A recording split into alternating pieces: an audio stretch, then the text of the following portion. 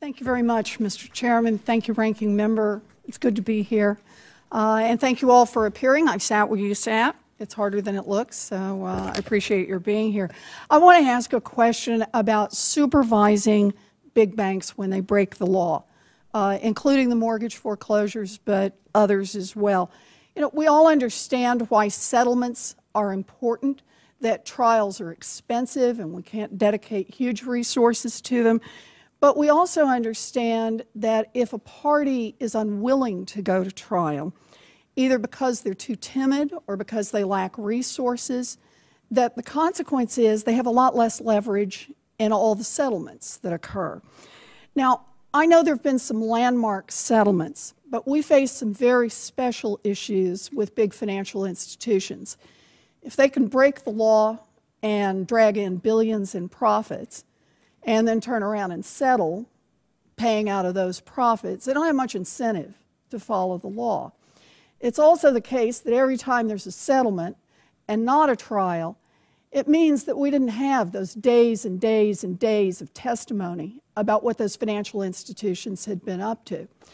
So the question I really want to ask is about how tough you are, about how much leverage you really have in these settlements. And what I'd like to know is, tell me a little bit about the last few times you've taken the biggest financial institutions on Wall Street all the way to a trial. Anybody?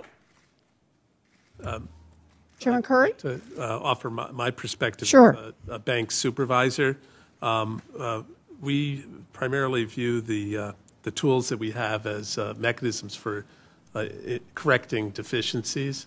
The primary motive for our enforcement actions is really to identify the problem and then demand a solution to it on an ongoing basis. That's right. And then you set a price for that. I'm sorry to interrupt, but I just want to move this along. That's effectively a settlement. And what I'm asking is, when did you last take, and I know you haven't been there forever, so I'm really asking about the OCC, a large financial institution, a Wall Street bank, to trial? The institutions I supervise, national banks and federal thrifts, we've actually had a fair number of consent orders. We do not have to bring people to in a trial or an Well, I appreciate that you say you don't have to bring them to trial. My question is, when did you bring them to trial? We have not had to do it as a practical matter to achieve our supervisory goals. Ms. Walter? Thank you, Senator.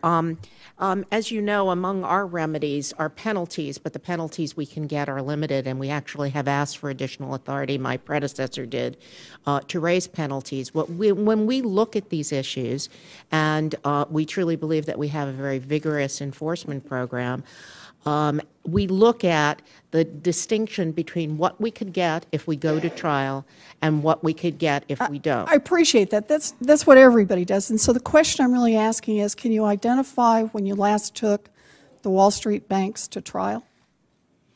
I will have to get back to you with the specific information, but we do litigate, and we do have settlements that are either rejected by the Commission or not put forward for approval. We've got multiple people here. Anyone else want to tell me about the last time you took a Wall Street bank to trial?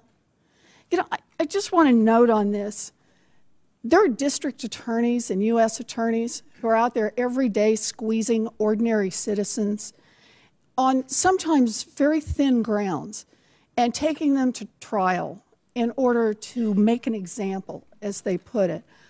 I'm really concerned that too big to fail has become too big for trial. That just seems wrong to me.